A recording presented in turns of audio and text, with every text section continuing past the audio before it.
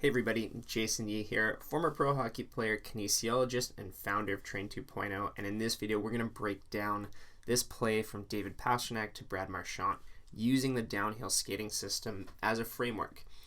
And the first thing to see off of this play is how important being on an arc is. And I'll play out the full play so you can see it. And in a couple of my tweets and breakdowns, I talk about how you don't see triple extension in hockey players as much as strength and conditioning coaches would like you to believe. This is not to say that triple extension is wrong or not a movement to train, but just that it's not as pervasive of a mechanic as you might think it is based on how often it is trained. So first things to see is that if you look, we have ankle flexion, we have knee flexion, we have hip flexion. So that's the hip flexion angle, that's the knee flexion angle, and that's the ankle flexion angle. If you pay attention, none of this movement from here twisting around occurs with any sort of hip extension or any sort of triple extension. There might be some extension, but there's no triple extension, that's for sure. If there was, Pastrnak would lose balance. Then on the next clip here, I love this clip, and we'll get into the optionality that Marchand creates for himself. But what there is to get is that when you move laterally, it isn't a push. Watch when he puts his foot down.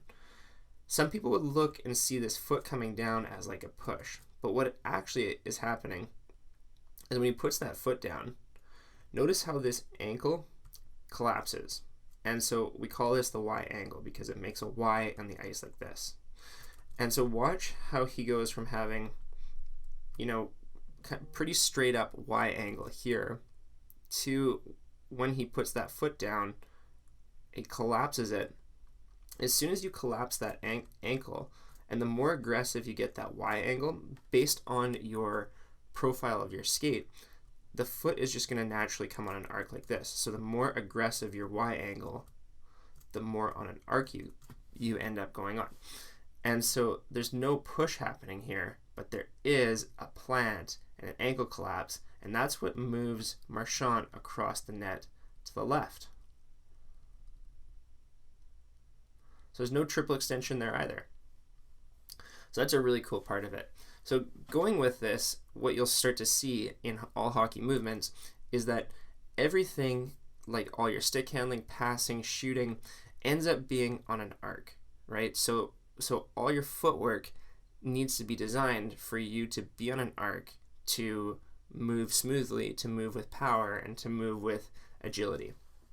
And so what you can see off this backhand spin here is how much on an arc Pastrnak is right here. So you can see, because he has a really good Y angle, you can see it right here. That's that Y angle. That creates the rotation for his body to end up being able to make the spin. So you can see right there, Y angle, and you can see how his foot is traveling on an arc. So his foot travels on an arc. That allows his hips to rotate this way, which allows his shoulders to rotate this way, which allows his hands, which allows the stick, which allows the puck. So first we see that, which is really cool.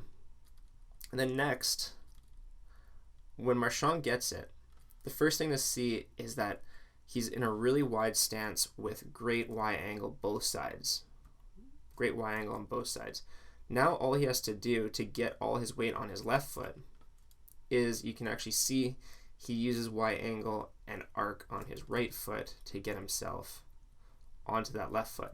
So there's no push there, right? It might look like he has to push to get on here, but it's actually this arc here giving him pressure to just lean this way. It's going to feel really effortless for him.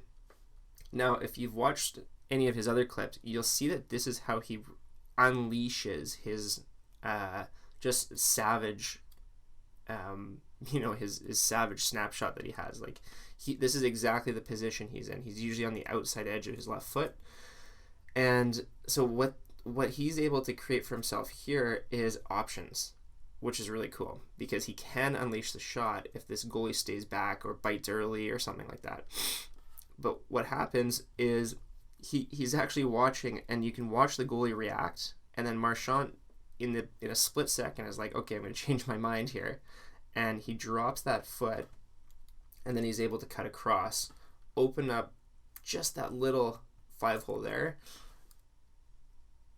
and then slide it through, which is really cool.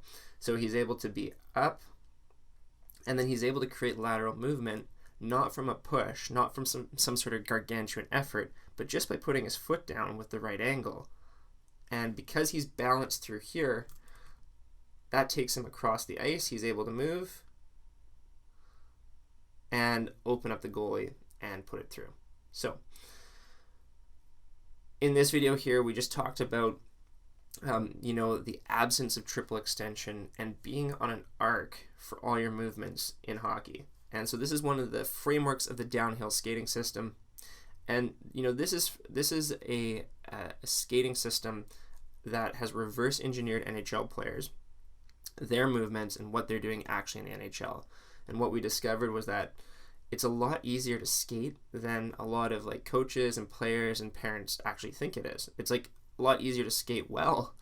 And this is something I discovered for myself, that I was actually working much too hard as a player, and was able to implement it in my game to make pro, and when I actually couldn't before. And I'd love to share that story with you, and essentially what this downhill skating system is in a free training that I've created for you. So if you'd like to learn what that is, click on the next link and you can actually sign up for that, and I'd love to share what that is for you to get the downhill skating system.